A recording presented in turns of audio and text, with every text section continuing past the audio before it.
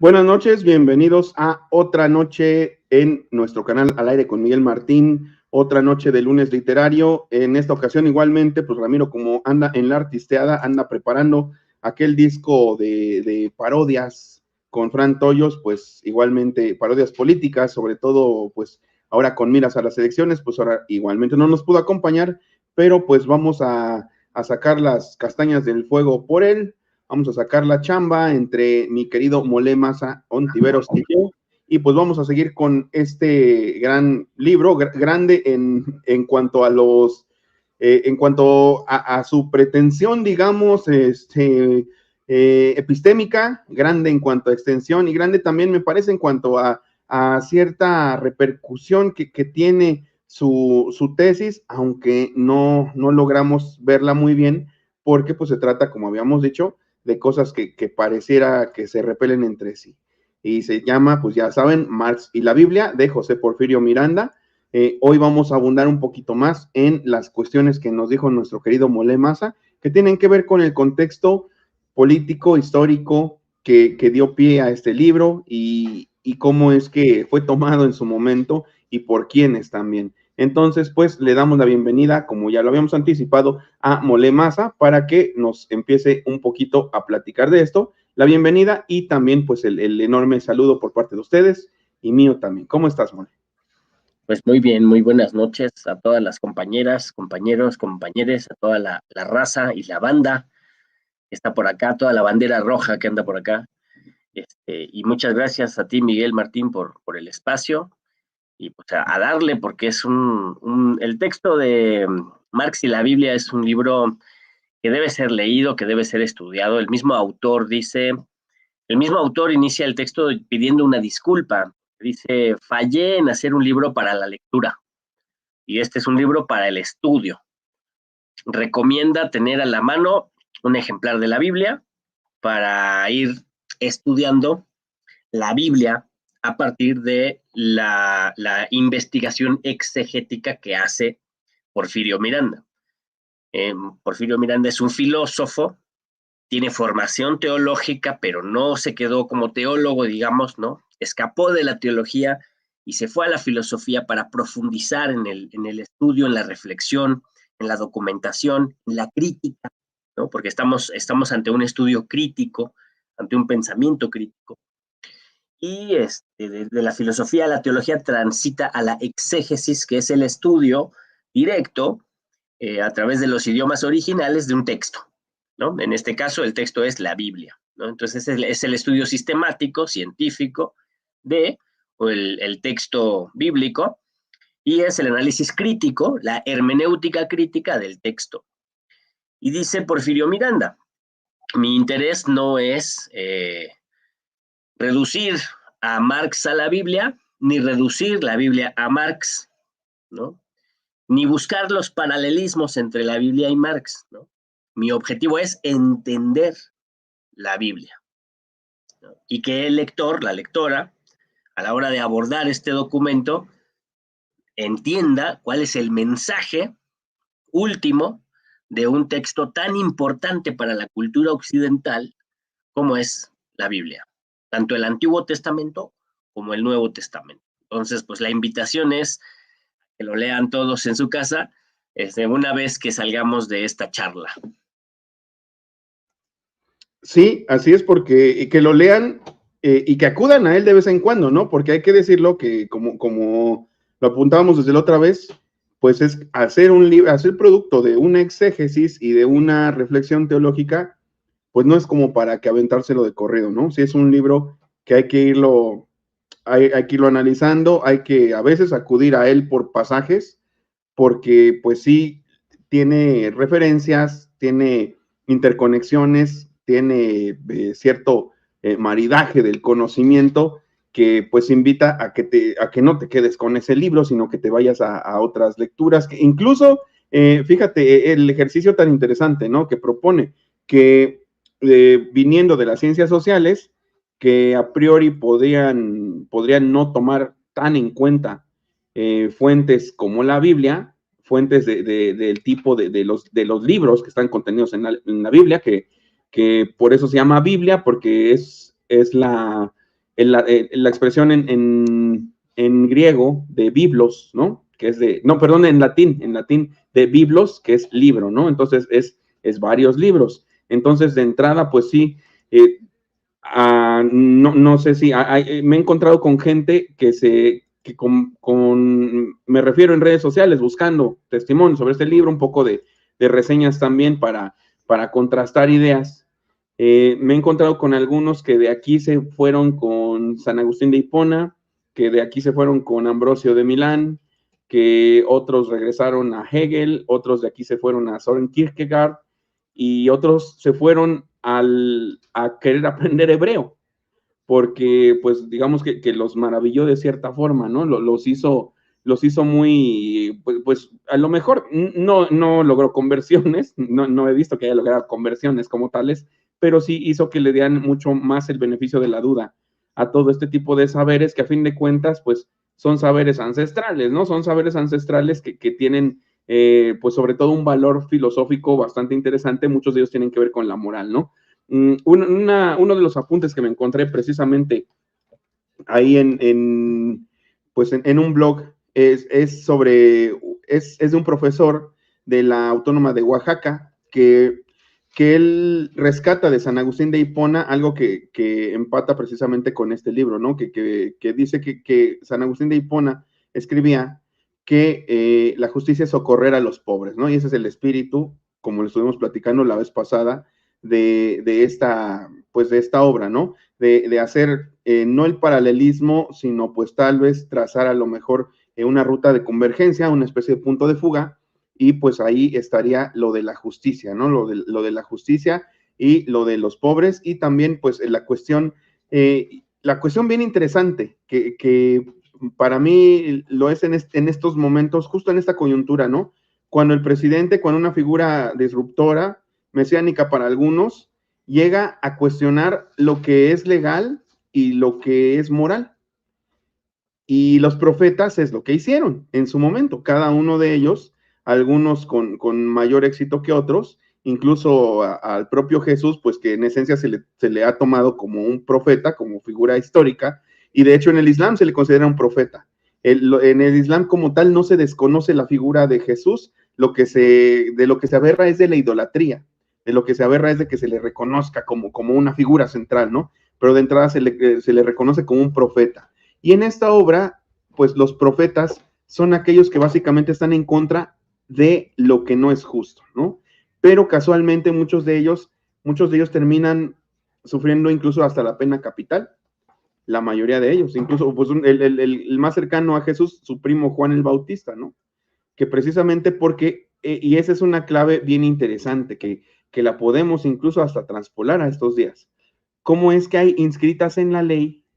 ¿Cómo es que un régimen inscribe en la ley cuestiones que son injustas? ¿Y cómo es que tiene que llegar esta disrupción? Primero, a lo mejor, y de manera un poco, pues, burda si queremos, me refiero porque todo tiene que ser de colectividades, a lo mejor arengado por una figura mesiánica. Pero necesariamente me parece que aquí la cuestión de los profetas tiene que ver a lo mejor como con ser la voz, un poquito la voz de la colectividad, ¿no? En ese sentido. O bien de despertar a la colectividad, de abrir la conciencia de la colectividad y entonces ir contra lo que es injusto, ir contra lo que está inscrito en la ley que puede ser legal, pero no moral. Y es precisamente un poco de lo que ha pasado en este contexto, es mucho de lo que pasó igualmente en el momento preciso histórico en el que se relata el Nuevo Testamento, ¿no? Ese tribunal del Sanedrín que quiso juzgar a Jesús porque iba en contra de la ley, supuestamente, pero Jesús iba en contra de la ley, pero la ley no era moral, la ley no era justa, ¿no? Entonces, esa cuestión me parece muy interesante de que, pues, los profetas son, pues, a lo mejor una especie de la chispa de la colectividad, ¿no? Y en ese sentido, pues, un poquito ya metiéndole más cuestión de Marx, pues un poquito entra la cuestión del contrato social y entra la cuestión de los medios de producción. Entonces, venimos de de un statu quo capitalista en el que los medios de producción, en el que la concentración de los medios de producción en pocas manos es algo legal, pero no es justo. Y entonces que se requiere pues una revolución para cambiar esto. Y es básicamente pues un poco de lo que nos propone, digamos, esta obra, pero lo interesante es metiendo la figura de los profetas, que al menos a mí no se me hubiera ocurrido, pero pues tiene mucho sentido, o sea, tiene los suficientes argumentos como para casar, digamos, dentro de esta teoría.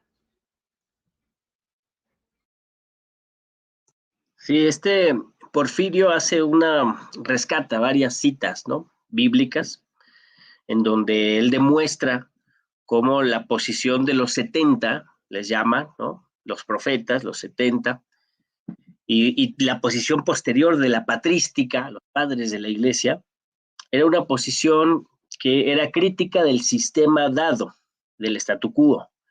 Era un sistema de dominación, un sistema de saqueo y un sistema de explotación.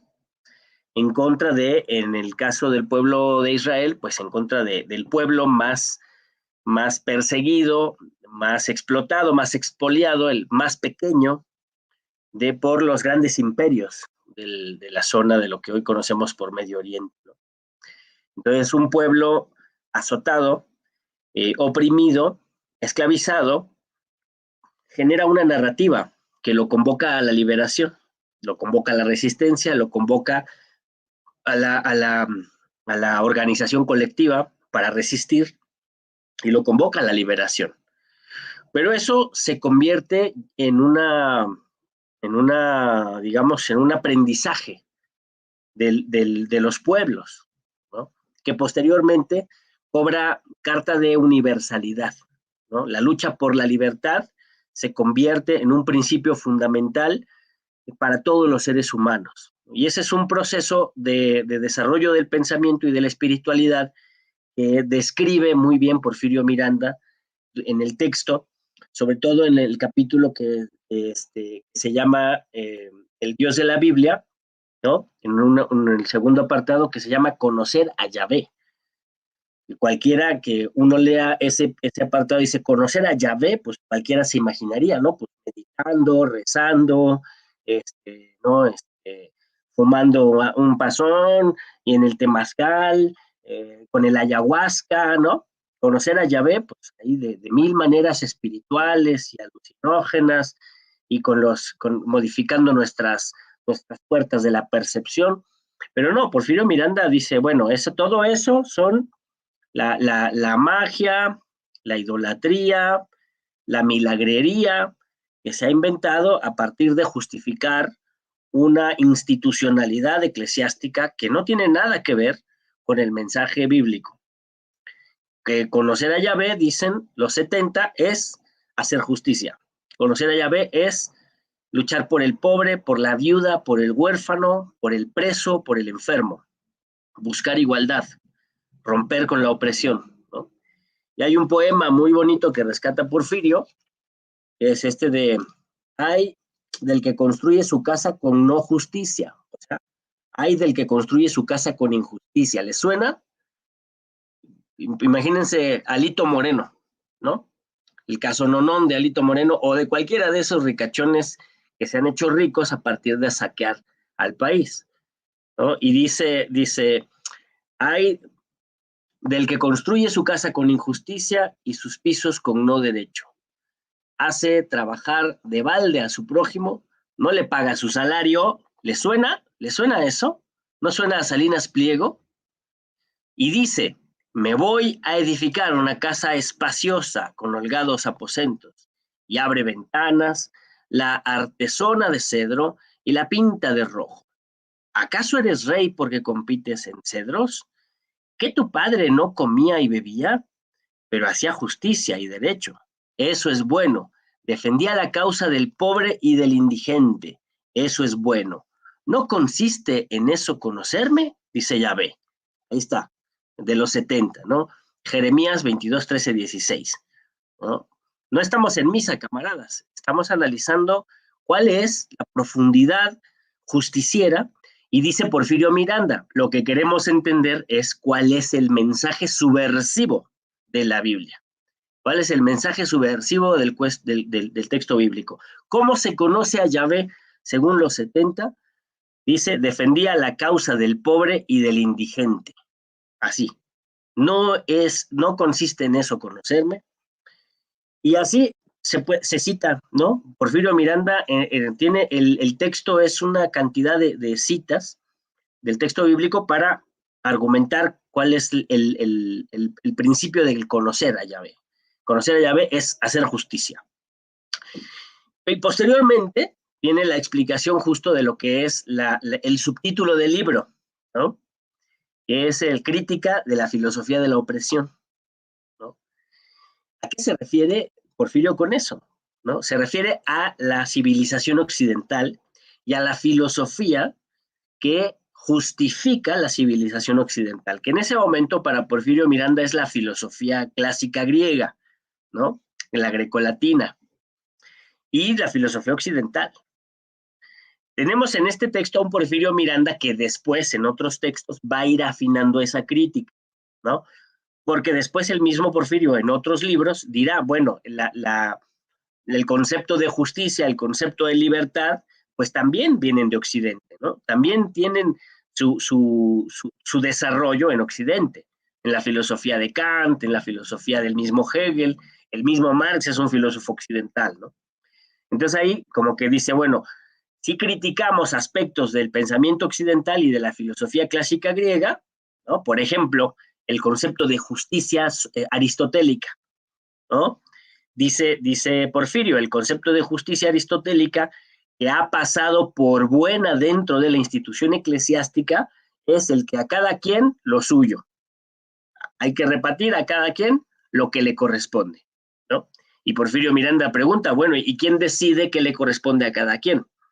¿No?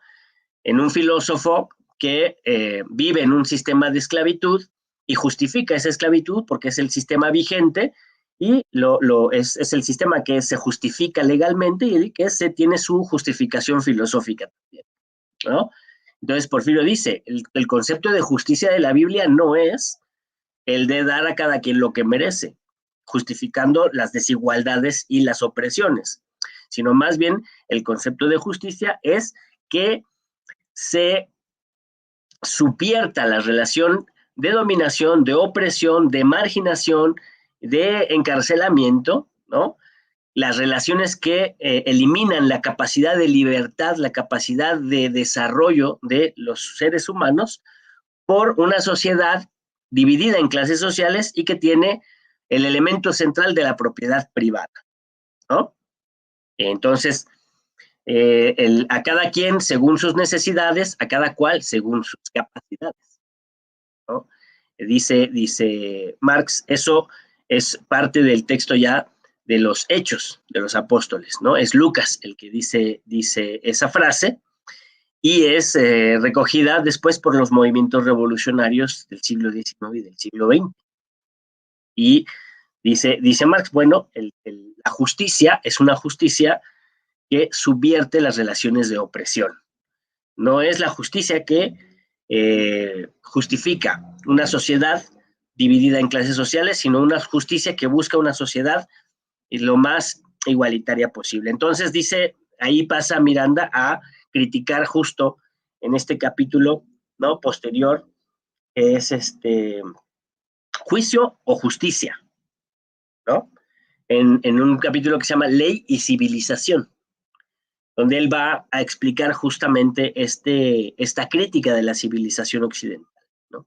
Pero es muy interesante porque nosotros estamos frente a un autor que se está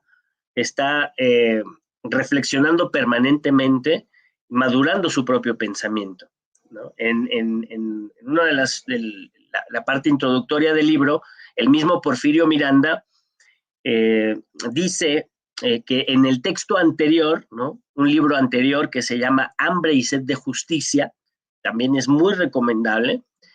En ese libro anterior, Miranda justo está muy influenciado por la doctrina social de la Iglesia Católica.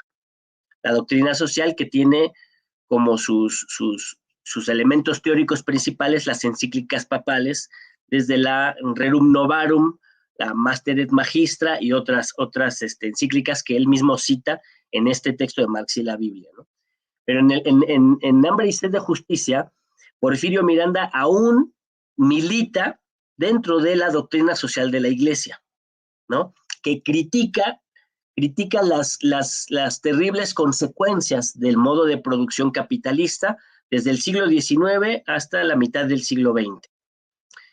Y que hace una serie de recomendaciones de cómo el Estado debe participar para paliar la explotación y la miseria, el empobrecimiento de las masas populares por el desarrollo del capitalismo, ¿no?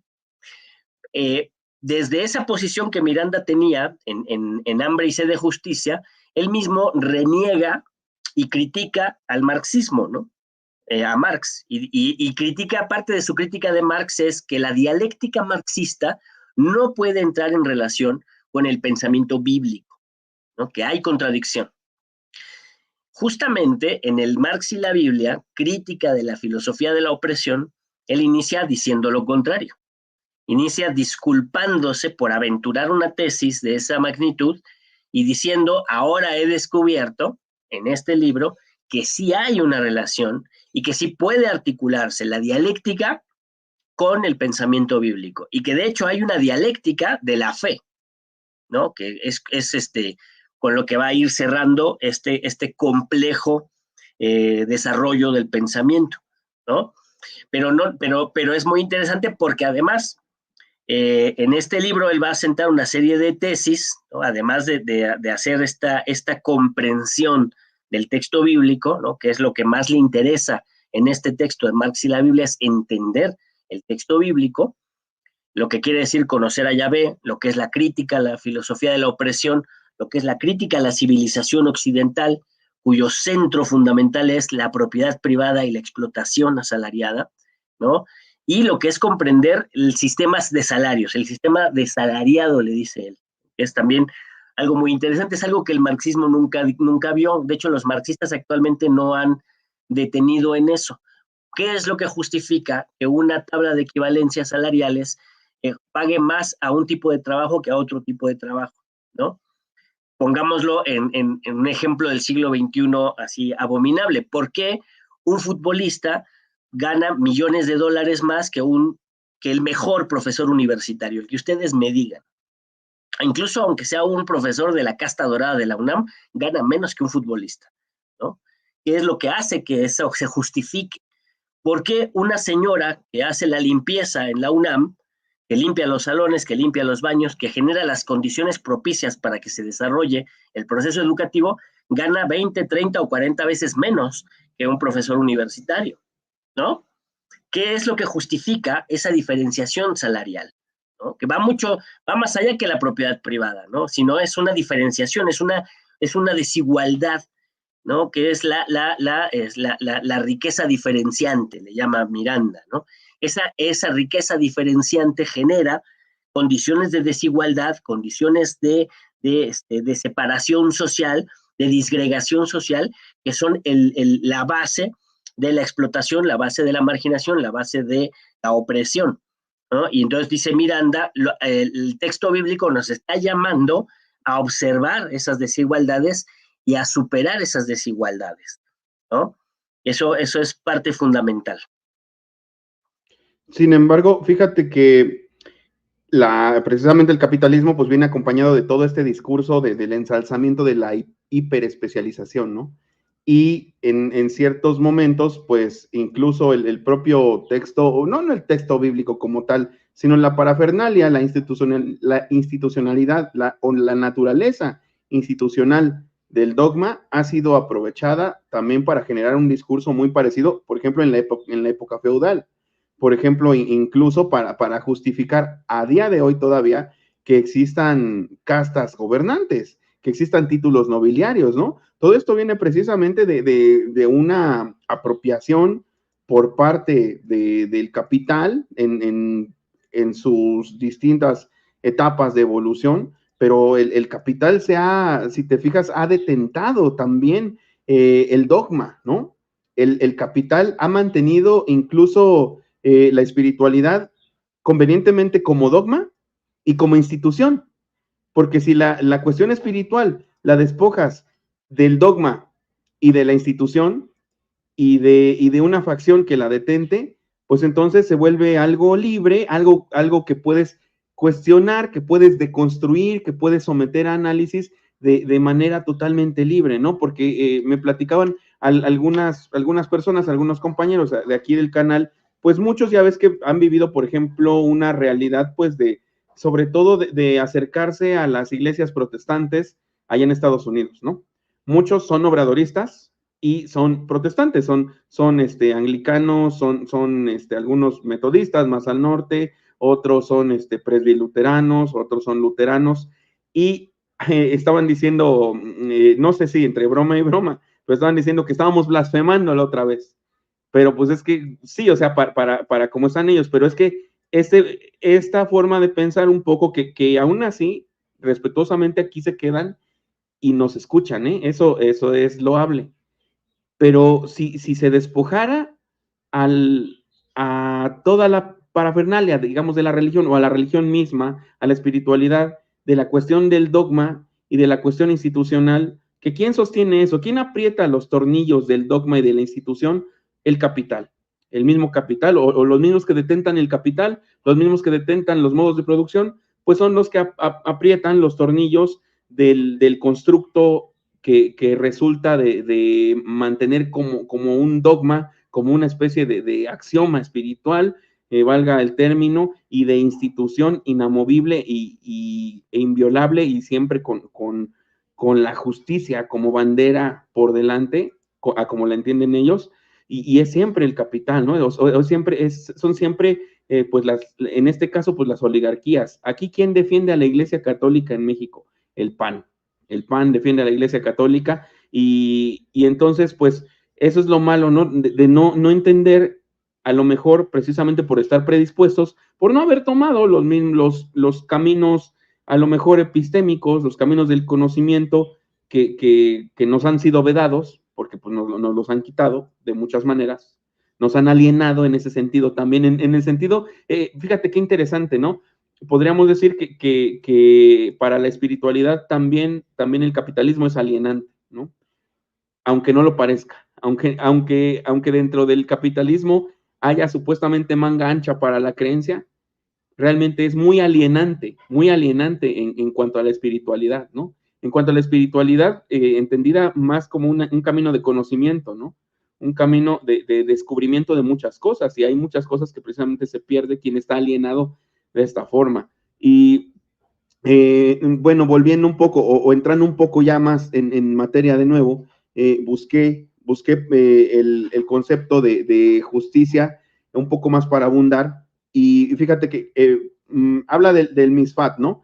Ahí en el libro del misfat, que es un término en hebreo para justicia, y yo busqué por otro lado justicia en hebreo, pero a mí me sale tzedek, Tzedek.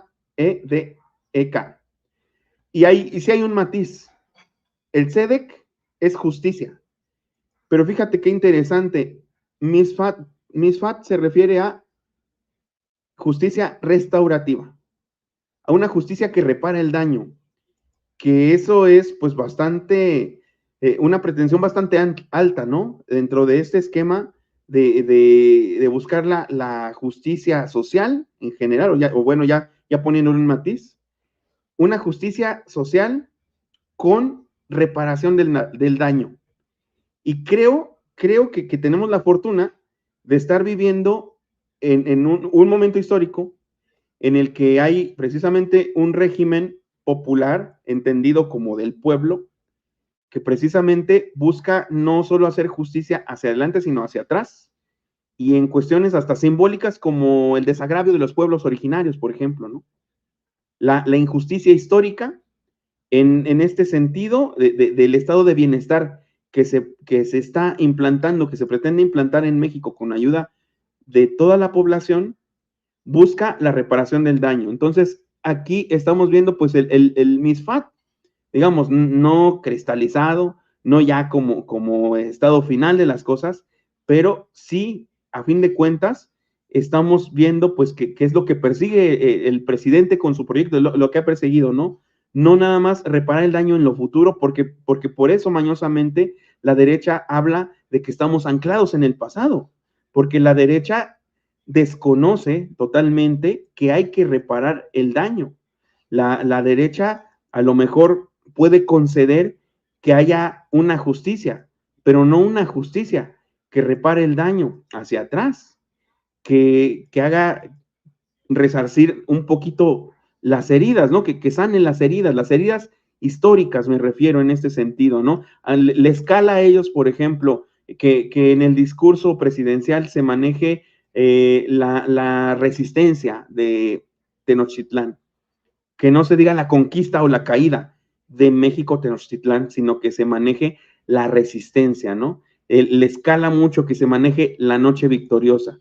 Y creo que aquí está la clave, ¿no? En buscar estas cuestiones que son a lo mejor matices muy sutiles, pero también a nivel histórico, a nivel sociohistórico, creo que se busca precisamente un misfat, una justicia que sea restaurativa, una justicia que repare el daño, no solo hacia adelante, sino hacia atrás. Y me pareció pertinente, muy pertinente, digamos, emparentar este concepto con la coyuntura que vivimos actualmente, mi querido Mole, no sé cómo lo veas tú.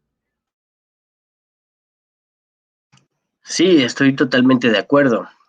El problema es que eso tiene que ver con la lucha, ¿no? Y es ahí donde entra el conflicto, ¿no? En los años 60 y 70 del siglo XX hubo una corriente de sacerdotes latinoamericanos, pero también europeos, africanos también, que empezaron a hacer esta lectura popular del texto bíblico, ¿no? Influenciados por la reflexión que generaba la doctrina social de la Iglesia, de León XXIII, ¿no? Que no era ningún comunista, León XIII, perdón, 23 no, León XIII, no era ningún subversivo. Después Pío XII, ¿no? Posteriormente Pablo VI y Juan XXIII, ¿no? Con diferentes encíclicas papales que van, al principio lo que proponían desde la encíclica Mater et Magistra, proponían ganarle el movimiento obrero al movimiento socialista. Los socialistas, los comunistas, ateos, estaban organizando al movimiento obrero, ¿no? Que era un movimiento vivo, muy poderoso, consecuencia dolorosa del desarrollo del capitalismo, y se estaba proponiendo la subversión de la sociedad de clases, la subversión de la sociedad explotadora capitalista. Entonces, las encíclicas papales, la doctrina social de la Iglesia buscaba alejar al movimiento obrero de la influencia socialista y anarquista. El objetivo principal, digamos, puede ser propagandístico o puede ser una preocupación espiritual real, era que los anarquistas y los socialistas eran ateos, materialistas, y había que salvar el alma de los obreros, la espiritualidad de los obreros, ¿no? En realidad lo que estaban salvando eran las cuentas bancarias de los patrones, las grandes empresas, los grandes negocios, los grandes monopolios, ¿no? Pero había toda una argumentación teológica de por qué se tenía que salvar la propiedad privada. Incluso en las encíclicas papales aparece la propiedad privada como parte de la naturaleza humana, ¿no? El status quo como parte de la naturaleza humana. Posteriormente viene lo que vamos a conocer como el Concilio Vaticano II, 1965, ¿no? Y las reuniones de Medellín, ¿no? de la CELAM, acá, de América Latina, donde la Iglesia tuvo una transformación muy profunda. Para todos los amigos y amigas católicos y católicas que nos ven, desde 1965 al 68, se modificó la forma total en que se celebraban las misas, la música que se tocaba, lo que se decía, las misas antes del Concilio Vaticano II, la misa era en latín, ¿no? Después del Concilio Vaticano II, en el siglo XX, en los años 60, se empezó a decir ya la misa en las lenguas vernáculas, en español, en italiano, en alemán, ¿no? cosa que los protestantes hacían ya desde el siglo XVI, ¿no? Bueno, pues para que vean, o sea, la transformación que hubo dentro de las dinámicas propias de la ritualidad católica y la reconcepción, la nueva concepción que empezó a surgir dentro de la iglesia, ¿no? ¿Qué decían? Debe haber un agiornamiento, le llaman, una modernización. Esa modernización era una modernización que tenía que estar acorde con las transformaciones que se estaban dando en el mundo, y en ese momento parecía que era posible una transformación socialista del mundo. Y la iglesia tenía que adaptarse a esa transformación, ¿no? Así como la iglesia se adaptó del régimen esclavista al régimen feudal y del régimen feudal al régimen capitalista en cuanto al modo de producción y su desarrollo, era posible una perspectiva socialista y había que adaptarse a esa perspectiva socialista. Y surge de ahí la iglesia de los pobres, la iglesia del pueblo en América Latina. Pero hay resistencias muy poderosas, ¿no? Hay resistencias que permitieron a la vuelta de la esquina que ascendiera al papado Juan Pablo II, que ascendiera al gobierno de Inglaterra Margaret Thatcher, que ascendiera al gobierno de Estados Unidos Ronald Reagan, y que viniera la debacle del socialismo real, que le llamaban, ¿no? La experiencia socialista de la Unión Soviética.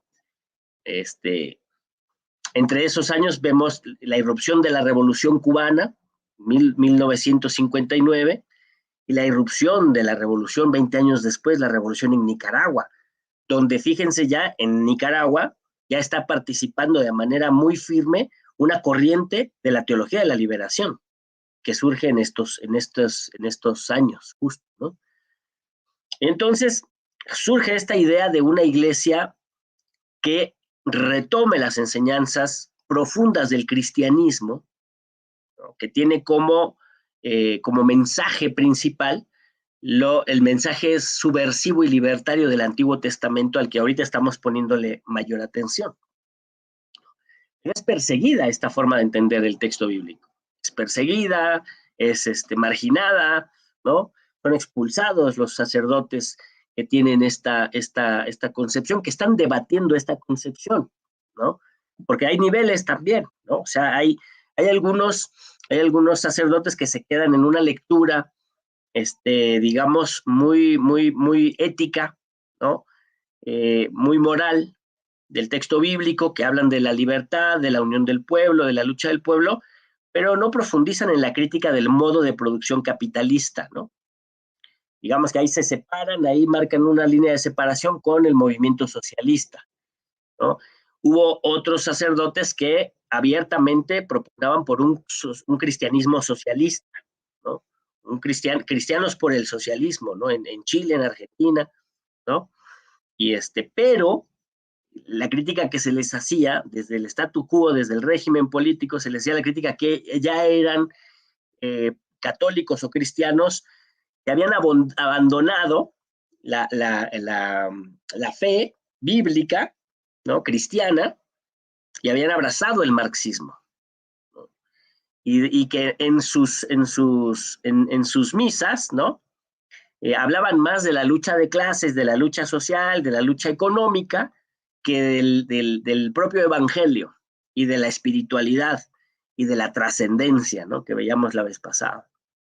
Incluso se les culpó, ¿no? Porque la Iglesia Católica ha vivido una reducción, ¿no?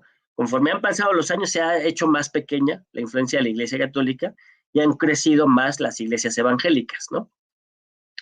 Culpan de eso, hay sectores de derecha de la Iglesia Católica que culpan de eso a la teología de la liberación, ¿no? Que porque la gente se aburre de que le hablan de lucha de clases, le hablen de justicia social y se aburre y se va a los evangélicos donde sí se promete la salvación del alma, ¿no? Uno preguntaría, pues ni que fuera tan grande la teología de la liberación, ¿no? O sea, si la hicieron pedazos, la aplastaron, la eliminaron, la persiguieron y ahora la culpan de que por eso la Iglesia Católica no crece, ¿no? Valga cosa. Pero hubo, digamos, otra vertiente, lo que estamos nosotros aquí abordando, ¿no? Una vertiente más exegética, ¿no? Una vertiente que no es marxista, ¿no? Que no abandona la trascendencia, ni la importancia de la fe, ni la importancia de la espiritualidad, pero que busca entender cuál es el mensaje del texto bíblico, cuál es el mensaje subversivo. Si eso es real o está sujeto a interpretaciones, ¿no? Y ahí está la lucha de clases en el mensaje, ¿no? Lo que Miranda nos llama a darnos cuenta es que la lucha de clases no la inventó Carlos Marx. La lucha de clases es un fenómeno social que se da cuando hay explotación, ¿no? Que la polarización no la hace Andrés Manuel, ni se hace a partir de la mañanera, sino que la polarización se da por las relaciones de dominación, las relaciones de explotación, las relaciones de opresión de una parte minoritaria de la sociedad en contra de una parte mayoritaria de la sociedad, a partir de la riqueza diferenciante, ¿no? A partir de la acumulación de riqueza diferenciante, ¿no? Pero además, a partir de la extracción, lo que Marx contribuiría, y Porfirio Miranda no lo toca, porque aquí Miranda no le interesa tanto Marx, sino más bien la Biblia, la extracción de plusvalía, la explotación asalariada, ¿no?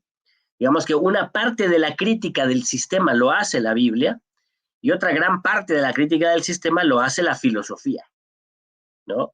Desde los diferentes críticos que hay en la historia hasta llegar a Carlos Marx, que es el crítico más profundo, ¿no? Uno puede ver, cierro con esta parte, uno puede ver en el socialismo utópico, previo a Carlos Marx, muchos contactos con el pensamiento cristiano. Una crítica, la crítica moralizante, que Marx criticaba, esa crítica moralizante, ¿no? La crítica moralizante de las consecuencias del capitalismo en la vida de las masas populares era una crítica que venía desde el cristianismo y una crítica que venía de la lectura de la Biblia, pero era una lectura todavía no subversiva, ¿no? La experiencia subversiva de la lectura de la Biblia había aparecido con Thomas Müntzer, que fue un revolucionario que estuvo cercano a Lutero, a Martín Lutero, fue el ala radical del protestantismo, ¿no? Que proponía una revolución total de la sociedad y una socialización de la tierra y de los medios de producción. Thomas Müntzer, ¿no? Fue traicionado por Martín Lutero y fue reprimido por los príncipes alemanes, ¿no? Pero la lectura que Thomas Müntzer hacía de la Biblia, que lo llamaba a luchar contra toda forma de opresión, era la lectura que posteriormente tenían los socialistas utópicos previos a Marx. Marx va a criticar esa crítica de las consecuencias capitalistas porque, dice él, no alcanzan a aterrizar en una propuesta científica, económica, que ayude a desentrañar cuáles son las leyes internas de la forma en que está organizada la sociedad. Esa va a ser su aportación, pero en eso todavía no nos metemos porque no estamos estudiando a Marx. Justamente estamos viendo el texto bíblico con Porfirio Miranda a partir de esto, ¿no? Con el interés de entender el mensaje de un texto tan importante, que es importante porque forma parte fundamental de la cultura de nuestros pueblos, no porque se nos antoje, ¿no? Ni porque de repente nos convirtamos a una u otra religión. Tampoco tiene nada de malo. Porfirio Miranda no está criticando la religión. Porfirio Miranda, en todo caso, está criticando las estructuras de dominación de las iglesias. Todas las iglesias, que se convierten en estructuras de dominación desde que se alían con los regímenes de explotación en vez de luchar en contra de los regímenes de explotación. El texto bíblico llama a luchar, el Antiguo Testamento llama a luchar contra los regímenes de explotación. Y posteriormente, el Nuevo Testamento, la vida de Jesús en los 4 evangelios, llama a luchar en contra de los regímenes de opresión. Llaman a transformar el mundo, no llaman a justificar el mundo como está. Y las iglesias lo que hacen es justificar el mundo como está. Ahí hay una gran contradicción, ¿no? Y es muy importante ponerla sobre la mesa porque la conciencia se desarrolla justamente desentrañando estas contradicciones. Es muy interesante precisamente resaltar esta contradicción, porque precisamente en el Antiguo Testamento, pues todo o mucho del gran primer conflicto Bueno, el primer conflicto, el primero, pues en el Génesis es moral, ¿no? Pero, pues, es moral y es a lo mejor también epistémico porque tiene que ver incluso con querer, entre comillas, saber más que Dios, ¿no? Equipararte con Dios, ¿no? Es un poco esa cuestión más metafísica. Pero el primer conflicto real que hay en la Biblia es en el Éxodo. Es precisamente, pues, luchar contra un régimen esclavista, contra un régimen opresor, que es el egipcio, y que tiene subyugado al pueblo de Israel.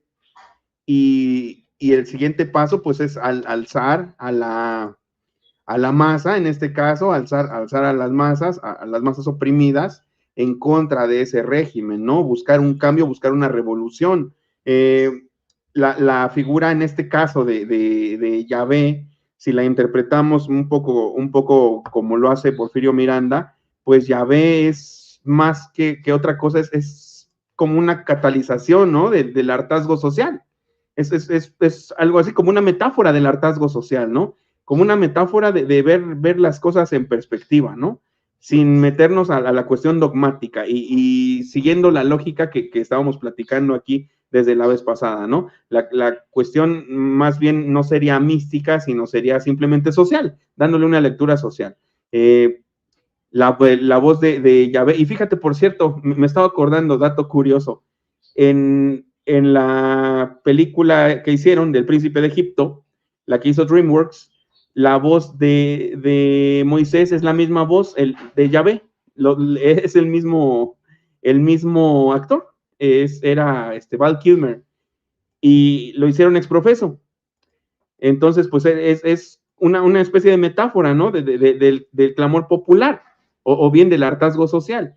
Es muy interesante esta parte porque después en el Nuevo Testamento, como bien lo dices, hay igualmente un pueblo oprimido que espera en este caso ya a una figura mesiánica, una extensión de Yahvé, igualmente una extensión o otra advocación del clamor popular o del hartazgo social, que sería el propio Jesús, ¿no?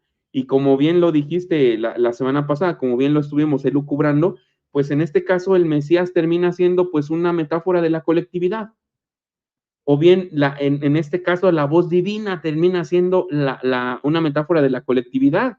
Y por eso convinimos en aquella frase tan famosa, ¿no? De Vox Populi, Vox Dei, ¿no? La voz del pueblo es la voz de Dios.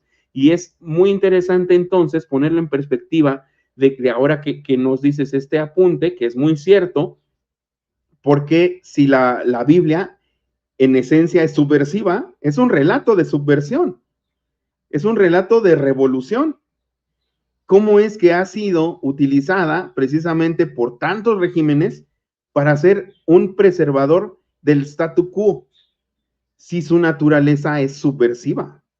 Esto es sumamente interesante, ¿eh? Mochen esos pedazos que estamos diciendo Mole y yo, porque pues es sumamente provechoso sacar esto en conclusión. La Biblia es subversiva y sin embargo se le ha utilizado como el grillete social por excelencia. Qué interesante. Y todo también porque los regímenes, sobre todo, por ejemplo, hace rato hablaban del régimen franquista, ¿no? Y pues también algunos otros que han tenido estos tintes. Y tiene que ver con el catolicismo. Creo que el catolicismo es menos apegado a la interpretación del texto y acudir al texto. El catolicismo y sobre todo como se vive en México, como se concibe, se practica en México, tiene que ver más con una especie de modo de vida, unas pautas para el modo de vida, pero también tiene que ver muchísimo con pedir de una manera mística para que nos sea otorgado, con una ritualística que tiene mucho de sincretismo también, tiene muchísimo de elementos remanentes de los pueblos originarios, y tiene mucho remanente incluso de épocas románicas. Por ejemplo, pues las famosas pulseras rojas y todo esto, que se va adhiriendo, que en algún momento fue a lo mejor pagano, pero se fue adhiriendo al imaginario católico y es la manera en que se vive. No se acude tanto al texto y creo que ese es el principal error, ¿no? Dar por hecho el texto y más bien concebirlo de una manera nebulosa y mística así a lo lejos, arriba, para los elevados que nos dan el mensaje, que en este caso serían los sacerdotes, que vaya si se han vuelto una figura pues de lo más cuestionable y cuestionada, sobre todo en el último tramo del siglo XX y pues no digamos más para acá, conservando el arcaico dogma del celibato que ha derivado en tantas cosas que ya sabemos, y pues no acudimos realmente a ese tipo de reflexiones que son esenciales y que pues podrían darle un giro no solo a la forma en que se vive la espiritualidad, sino considero yo pues a la forma de organización social, porque eso repercutiría en un despertar social, yo considero mucho más efectivo que el que sí llevamos uno, pero creo que está un poquito despegado o un poquito desligado de esta cuestión mística, y creo que sería muy bueno para las personas que ya tienen este trasfondo místico, de pensamiento mágico, si así se quiere, que luego así se le llama de forma peyorativa, ¿no? Pero bueno, Exacto. pongámoslo como místico, si ya alguien tiene este trasfondo místico, pues que descubramos que es perfectamente compatible con el momento de transformación que vivimos, ¿no? Que lo que pasa es que nos han contado las cosas de una manera un poco a conveniencia de ciertos regímenes que, por cierto, pues hagan lo que hagan, no van a volver, ¿no? Entonces creo que este es nuestro momento para redescubrir todo este tipo de conocimiento. Por supuesto. El tema de la crítica, por cierto, decía una compañera hace rato una compañera decía que ella vivió mucho, mucha eso. Yo en tiempos de mi juventud fui muy señalada porque mi madre nunca fue casada, soy hija de madre soltera, así que no tengo tanto apego a la Iglesia Católica. Es muy interesante. Yo también soy hijo de madre soltera, ¿no? Y también no solo era soltera, era atea y comunista mi mamá, ¿no? Y le mando saludos, abrazos y muchos besos a mi madre querida. Yo les propongo siempre, para tratar de, porque eso es un asunto complejo, aquí estamos tratando de hacerlo simple, accesible, es un asunto complejo, es un proceso que cada quien tiene que experienciar por sí mismo, ¿no? Porque la experiencia religiosa es una experiencia individual, la experiencia de la conciencia, de la justicia, el amor al prójimo y la lucha por una transformación profunda también es un proceso individual que está vinculado a lo colectivo, tiene raigambre en lo colectivo, porque somos seres sociales y colectivos, pero tenemos que vivirlo cada quien va, como dice la abuelita, cada quien le cae el 20 de manera distinta, en diferentes momentos, ¿no? Entonces hay que entrarle a los textos, hay que hacer el esfuerzo. Yo propongo siempre como una especie de mapa hermenéutico para abordar la lectura crítica de la Biblia, ¿no?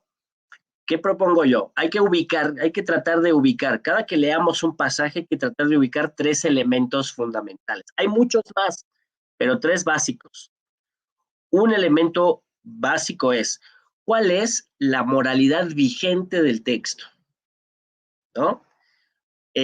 Cada texto es de una época y de un autor distinto. No son textos escritos por un solo autor, no lo escribió Dios, ¿no? Porque Dios no es persona, ¿no? Dios no es persona, lo siento mucho, no lo escribió, lo escribieron seres humanos ubicados en un contexto histórico, en un momento histórico, con una serie de condiciones políticas, económicas, sociales, culturales, morales, que los influyeron. Había una moralidad de la época, había un patriarcado de la época, un machismo de la época, una estructuración moral de la época, y eso se nota en el texto. Entonces hay que saber diferenciar cuál es la moralidad vigente del texto. Cuando dice que las mujeres se deben someter, ¿no? Hay machos sacerdotes y machos no sacerdotes que dicen, la Biblia dice que las mujeres se tienen que someter, entonces se someten porque es palabra de Dios. No, no. Eso es la moralidad vigente de quien escribió ese texto hace más de 2000 años. Entonces hay que separar esa moralidad vigente. Cuando dice los de hombres... los filtros por los que pasó, perdón, ¿no? Los filtros por los que pasó, sobre todo en el medievo, por ejemplo. Por supuesto, sí. Pero pocas cosas han sido modificadas a tal grado, ¿no?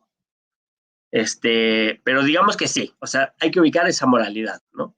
Puede ser medieval o no, pero estos textos no son medievales, no son. Puede haber interpretaciones medievales, sí, claro que sí, pero aún así hay que ubicar esa moralidad vigente, ¿no? Hay que ser críticos con qué es lo que en su tiempo están diciendo que son retrato de su tiempo, ¿no? Luego, el segundo filtro hermenéutico hay que ubicar la milagrería. Hay mucha milagrería y no está mal, pero forma parte de una concepción, de una cosmovisión, de una cultura determinada, de ese sujeto, esa sujeta ubicada en una cultura específica determinada, que utiliza los milagros como una forma de acceder a la mayoría, al pueblo, ¿no? ¿Qué es lo que nosotros hacemos ahora, no? O sea, decimos mi candidata, mi candidato es el que sabe ciencia, es el que conoce el país, el que ha recorrido, alza un brazo y se levanta el mar, ¿no? Entonces, ese candidato es el que garantiza la continuidad. No, pero el mío garantiza la profundización, ¿no? Entonces, todos le adjudicamos milagritos a nuestro candidato. Bueno, en la época de la redacción de la Biblia pasaba exactamente lo mismo. Nada más que la forma de hacer más grande a nuestro Mesías, pues era decir, ese amigo te toca y te cura, ¿no? De repente caminó sobre el mar, ¿no? De repente abrió el mar y por ahí pasó el pueblo, ¿no? Y son partes del relato que hay que ubicarlos en su dimensión como parte del lenguaje, de la narrativa, ¿no? Cuando el Espíritu Santo le habla a San Juan Bautista, le dice, mira, aquí está ya el Mesías, ha llegado aquí, ¿no? Uno, ¿qué piensa? Eso es realismo mágico, ¿no? Eso parece un texto de García Márquez, ¿no? Para nosotros, pero en su época era muy, muy coherente, ¿no? Hablaba de un poder, hablaba de una legitimidad sacra, ¿no? Que no la pierde, no porque lo entendamos críticamente, pierde su sacralidad, ¿no? Eso hay que tener también mucho respeto por eso, ¿no? Aquí no estamos combatiendo a nadie que tenga creencias profundas en el Espíritu Santo, no, para nada. Lo que queremos es compartir nuestra inquietud porque el mensaje profundo del Espíritu Santo es la justicia interhumana en la tierra y la eliminación de toda forma de opresión. Porque ese es el tercer elemento hermenéutico. ¿Cuál es el mensaje? Entonces, nosotros tenemos que hacer una disección. Cuando leemos el texto bíblico, hacer una disección. ¿Cuáles son los milagros que ensalzan el texto? ¿Cuál es la moralidad vigente que no es parte del mensaje? ¿Y cuál es el mensaje? ¿Cuál es el mensaje? ¿No? Les voy a poner un ejemplo. Todos los que son católicos o cristianos conocen una canción maravillosa. Händel hizo su versión, creo que también hizo bueno, hay un músico que se llama Arvo Pärt, también, Pärt, que también tiene su versión, se llama el Magnificat. Es una pieza que se toca mucho en las iglesias, el Magnificat, que es una parte de Lucas, ¿no? Donde María va y visita a Elizabeth y se le mueve el chamaco en la panza, ¿no? Y entonces dice María dijo, ¿no? Primera lectura. Eso sí es blasfemar, discúlpenme por favor, pero leo. Dice, engrandece mi alma al Señor, y mi espíritu se regocija en Dios, mi Salvador, ¿no? Porque ha mirado la bajeza de su sierva, es decir, su humildad, ha mirado la humildad de la sierva, ¿no? Porque ha mirado la bajeza de su sierva, pues he aquí, desde ahora me dirán bienaventurada todas las generaciones, porque me ha hecho grandes cosas el poderoso, santo es su nombre, y su misericordia es de generación en generación, a los que le temen, es decir, ¿no? A los que saben que existe, los que saben, los que le conocen. Ya supimos quiénes conocen a Yahvé, ¿no? Ya dijimos quiénes conocen a Yahvé, son los que le temen. Hizo proezas con su brazo. Aquí está la parte importante. Esparció a los soberbios en el pensamiento de sus corazones. Quitó de los tronos a los poderosos y exaltó a los humildes, a los hambrientos colmó de bienes y a los ricos envió vacíos. Eso es lucha de clases, pura y dura. Eso es justicia interhumana. Hay un capítulo entero de Marx y la Biblia donde habla justamente de la intervención de Dios en la tierra y se refiere a esto, justamente, como el ejercicio del Dios es expulsar la opresión, ¿no? Y ese es el mensaje, ¿no? Ese es el mensaje. Ella está hablando justo de cómo ella es humilde ante Dios, cómo va a ser adorada por generaciones, cosa que es real. Luego hablaremos del mesianismo mariano, ojalá que algún día, que es también un fenómeno muy interesante, pero justamente el mesianismo mariano desvinculado del mensaje de justicia se convierte en una idolatría, pero vinculado al mensaje de justicia, se convierte en un símbolo subversivo. ¿Quién sabía eso? El cura Hidalgo sabía eso, ¿no? Entonces ahí está la cosa, ¿no? Y sin embargo, convenientemente, ahora que hablas de esa parte del mesianismo mariano que es un mundo aparte, es todo un rollote, cómo ha sido totalmente despojado de manera muy conveniente de ese componente de subversión, y cómo de hecho es uno de los símbolos de ultraderecha más recurrentes aquí en México.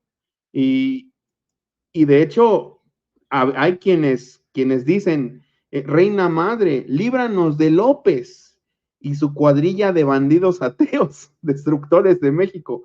Pero, pues sí, yo creo que eso lo tenemos que abordar en un futuro, porque ahora sí que nunca, mejor dicho, desmitifica, ¿no? Porque queda nada más el mito plasmado como una especie de pintura rupestre a interpretar, y cada quien interpreta lo que sea, y llega alguien y quita la losa y dice, pues es mía, y mi interpretación es esta, y los que no, pues se joden, ¿no? Entonces es bien interesante lo que a nivel histórico y político se ha hecho con esta figura pues de la divinidad femenina, que también es otra representación incluso de la diosa madre, ¿no? Y de la madre tierra, dadora de vida, adorada o venerada por los pueblos originarios y por culturas mucho más primigenias, ¿no? Hay un libro que igual podemos analizar en cierto momento, no sé si lo has leído alguna vez, que se llama Dios nació mujer. No sé si lo has leído, te lo voy a pasar. Es una chulada, es un estudio antropológico e histórico precisamente de esta manipulación de la figura de la deidad femenina, cómo la fueron relegando y luego convirtiendo nada más en algo meramente simbólico, pero despojado totalmente de la significación que le daban los pueblos originarios aquí en América, y en general, pues varios pueblos originarios de todo el mundo, ¿no? Y creo que empataría mucho con esta parte que estamos platicando. Es más, hasta podríamos aventarnos la próxima semana si gustas, Mole. Estaría muy sabroso. Y ya pues podríamos complementar, yo te lo paso en un ratito. Y bueno, volviendo un poco a esta otra cuestión de fondo que hay en el libro, pues también recordábamos, ¿no? La parte del amor que a nosotros, o que se alecciona incluso dentro del ideario pues católico en concreto, ¿no? De amar a Dios sobre todas las cosas, ¿no? Pero pues ese amar a Dios sobre todas las cosas pues se queda en un llamado muy vacío a la idolatría, en un llamado muy vacío a la práctica más superficial de la religión, ¿no? La práctica de la religión, como bien lo acabas de decir, como milagrería, como simple pensamiento mágico, como simple especulación sobre lo místico, y quita totalmente pues la parte activa, que es la parte de la justicia. El amor, en Juan 3:17, el amor es justicia para el hermano que padece necesidad. Esa es una cita o bien un pasaje pues que es medular y que tiene muchísimo que ver precisamente con el mensaje que nos está manejando Porfirio Miranda, ¿no? Aquí en Marx y la Biblia. ¿Para qué practicar un amor abstracto a lo no personalizable y que es muy conveniente a lo mejor como motor de tu vida, pero ¿qué tal si el motor de tu vida fuera amar al que tiene necesidad? Si fuera, y no amarlo de manera romántica, por supuesto, sino simplemente de la justicia, de hacer esta justicia, justicia de reparación, justicia que repara el daño para aquel que padece necesidad. Creo que aquí estaría el mensaje, ¿no? El mensaje que les digo, pues podemos despojarlo o no de la cuestión mística, de la cuestión bíblica, simplemente justicia, y vamos a ponerle adjetivo justicia social, y eso es la mejor forma, según la teología de la liberación, pues de concebir a Dios. A Dios lo concebimos a partir de la otredad, a partir del reconocimiento en justicia de la otredad. Eso es básicamente lo que yo entiendo como teología de la liberación, lo que se esboza aquí en este libro, y me parece pues un mensaje muy rescatable, un mensaje que podríamos decir maravilloso. No crean que estoy experimentando una especie de éxtasis místico, y si así fuere, pues de todos modos lo vale si es en pro de la comunidad. Eso es lo que yo saco o entresaco de este gran libro que les seguimos recomendando, y que si no les hemos pasado, creo que ya lo pasé en el grupo de Telegram, pero si no, lo voy a volver a pasar en el grupo de Telegram, y pues creo que ese sería por mi parte la forma de ir cerrando los comentarios con respecto a este libro, mi querido Molemasa. Sí, pues yo ya igual me iré cerrando. También mandando saludos a mi hermana, que por ahí escribió a Ardarel Maza, y a mi pareja, Nélida López. Les abrazo, les saludo a todas las camaradas que nos están aquí escribiendo. Dice, los sacerdotes siempre nos han manipulado. Claro, el poder manipula. El tema es importante, que se discute sobre lo que se difunda. Felicidades. Y no, felicidades por el tema. Felicidades a Miguel Martín por acceder a este tema tan interesante, tan importante. A mí se me hace uno de los grandes, lo dije la vez pasada, uno de los grandes errores de las izquierdas en América Latina es juzgar al pueblo por su religiosidad y aislarse del pueblo y exigirle al pueblo un ateísmo que es imposible en un pueblo con una raigambre religiosa tan profunda que va mucho más allá de la llegada del cristianismo a nuestro continente. Al contrario, hay que entender esa religiosidad y hay que disputar esa religiosidad a quienes la utilizan como mercancía. La ultraderecha utiliza la religiosidad como parapeto para justificar la opresión. Y nosotros, el pensamiento crítico, el pensamiento revolucionario, el pensamiento de izquierda, libertario, socialista, comunista o anarquista, lo que quiera, tiene que entrarle a la discusión, al debate, a la disputa del sentido común de las mayorías. Y si ese sentido común es espiritual y religioso, hay que discutir en términos de espiritualidad y de religión. Es mejor entender el fenómeno religioso y desde el fenómeno religioso y desde la fe y desde la búsqueda de salvación y desde la búsqueda de esto de mística, ¿no?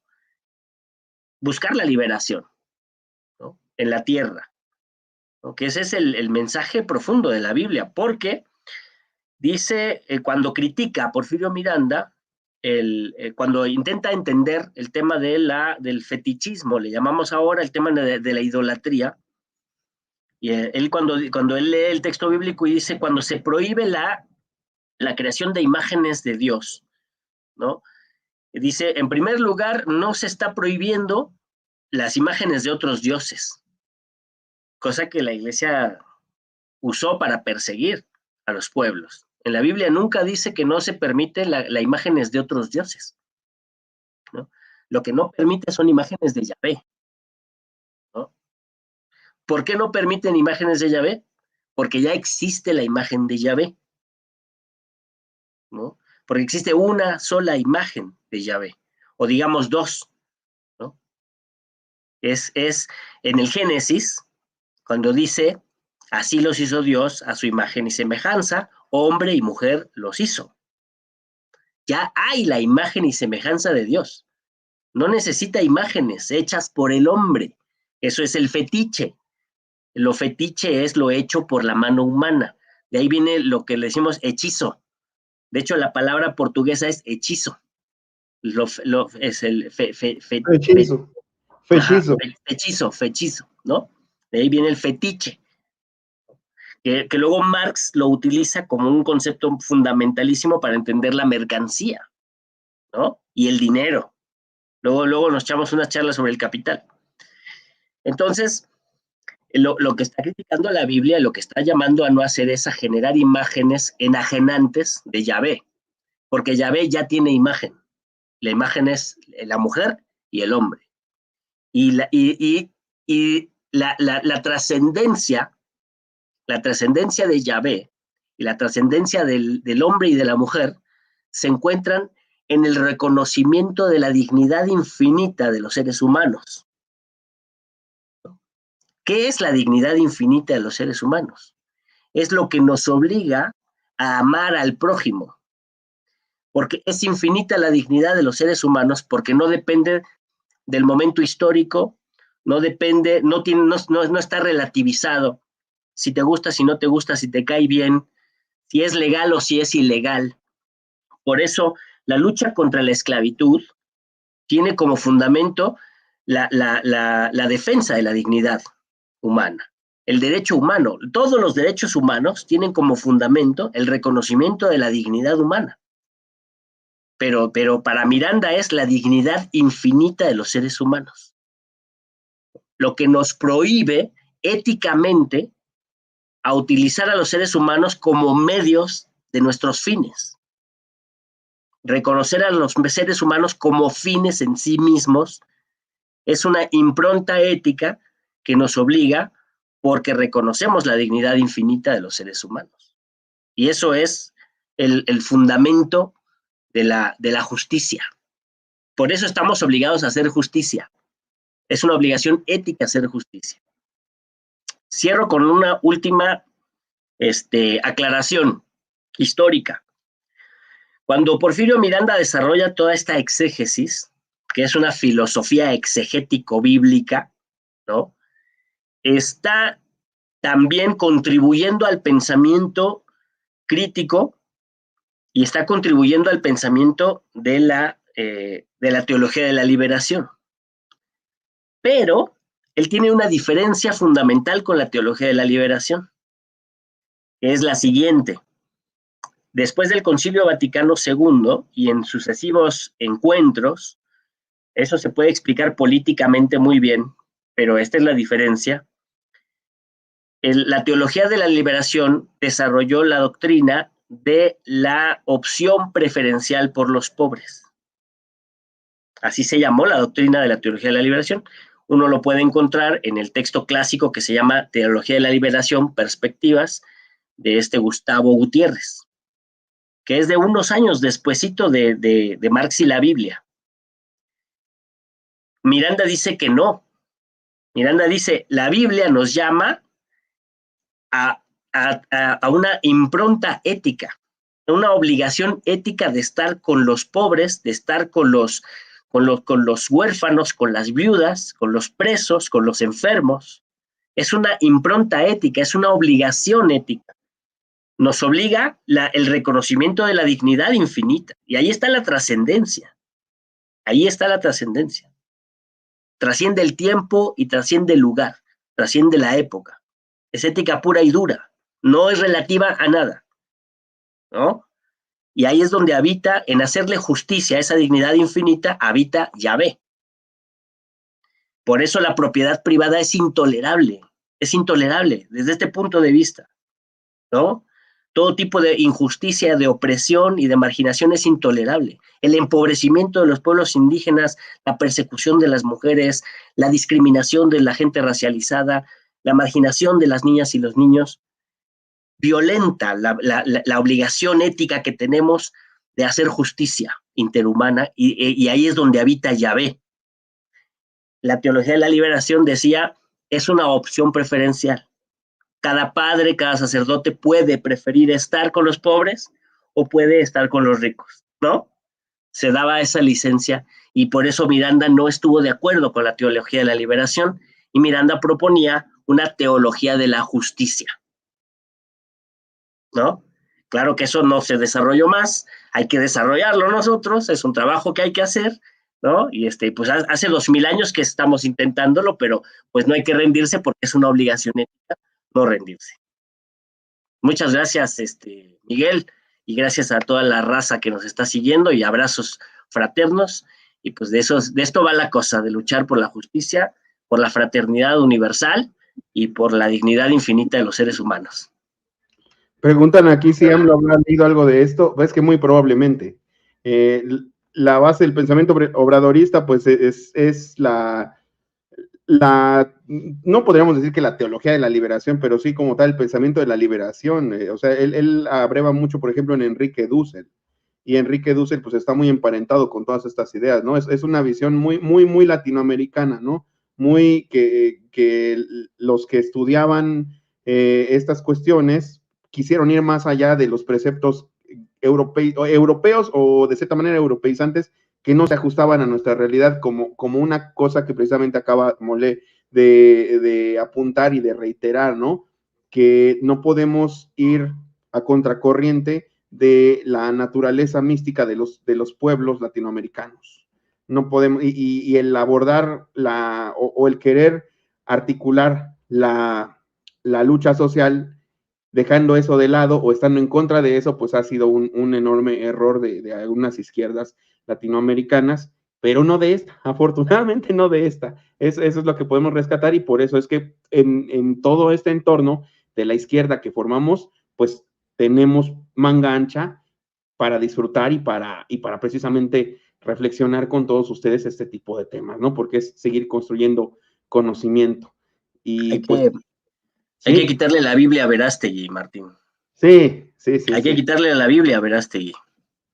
¿No? Yo estoy seguro que, no sé si Andrés Manuel ha leído a Porfirio o si ha leído a Dussel mucho, pero sí ha leído la Biblia. Sí ha leído la Biblia.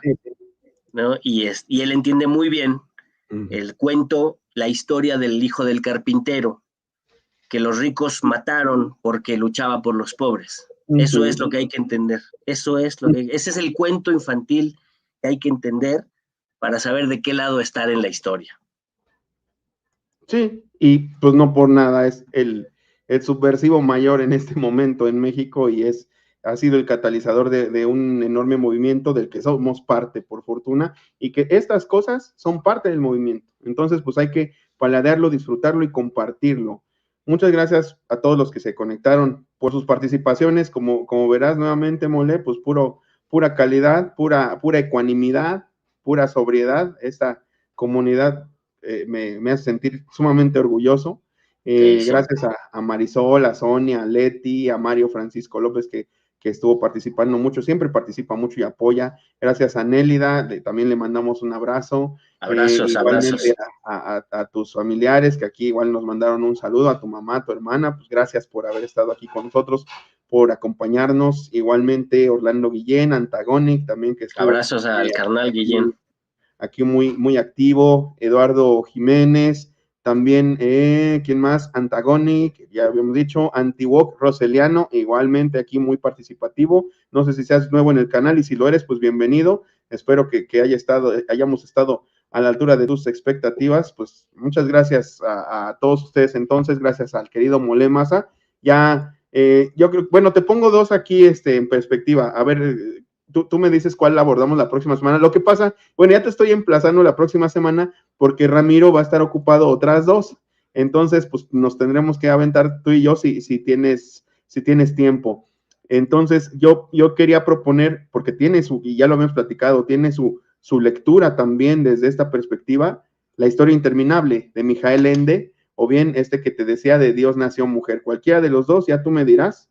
Yo los pongo ahí a tu disposición y pues aquí lo único que sí les garantizamos pues es una próxima mesa igualmente provechosa aquí con el querido Mole. Sí, yo quiero, historia interminable estaría bien, ¿no? Estaría bonito. Le damos. Aventarnos un viaje así literario chulo. Va, pues le damos ¿no? entonces. Oye, un mensaje que quiero darles. Claro. El 9 de septiembre, en el Monumento a la Revolución, va a haber un concierto que se llama México le canta a Chile, ¿no? Va a ser por el 50 aniversario del golpe militar en Chile en 1973, ¿no? Nada más no es el 11 de septiembre, va a ser el 9 de septiembre. Y búsquenlo en internet, se llama México le canta a Chile, 9 de septiembre a las 3 de la tarde en el Monumento a la Revolución, y va a haber, va a estar el Rocco Pachucote, Monocordio, Liber Terán, Sol Pereira, Chinoy, Paz Kurt, David Aguilar, Seiba Cuicani, Ampersan, Federico Bonazo, Santiago Bem, Mardonio Carballo, Juan Pablo Villa, Bárbara Riquelme, los folcloristas, los chalanes del amor, el Palomar y Caro Acardenchado. Ojalá le caigan porque también va a estar re bonito y forma parte de este movimiento, ¿no? Pues muy bien, igual nos damos una vuelta, creo que voy a andar por el centro ambos días, tanto el sábado, yo creo que sí. Miren, ahí está el flyer. Ahí me lo pasas para compartirlo igual en las redes pertinentes. Y también, por cierto, igual, Mole, si quieres igual unirte, nos voy a ir a hacer una transmisión especial el domingo, ahí al Zócalo, precisamente a las 5:30 de la tarde, y va a ser, pues, reflexionar un poquito sobre la cuestión de la herencia mexica, de dónde estamos parados actualmente, el momento que vivimos, un poquito pues la euforia de los días que se vienen, el balance de tener el gobierno con el que soñamos, y pues va a estar bueno ahí por si nos quieres acompañar. Voy a llevar hasta mi Quetzalcóatl de peluche este domingo para Va a estar lucirlo. bien. Qué bonito. Pues avísame bien, sí. Ahorita claro. no tengo teléfono, pero por el WhatsApp, por el Face me puedes mandar la info. Ahí te mando por el Messenger la ubicación y la hora exacta. Va, perfectísimo. Abrazo y muchas gracias. Pues muy bien, gracias a todos, y pues nos despedimos en esta noche de reflexión para que vayan a darle vueltas de nuevo al programa y a ir compartiendo y a ir haciendo mucha discusión, mucho debate con todos sus familiares y con todos sus compañeros de trabajo y de escuela, que ese es un poquito el sentido, ya saben, de estos programas, ¿no? Sobre todo en estos temas que son subversivos ya de por sí, pero que abonan mucho al momento que vivimos. Ahora sí, pues a todos, muchísimas gracias y muy buenas noches.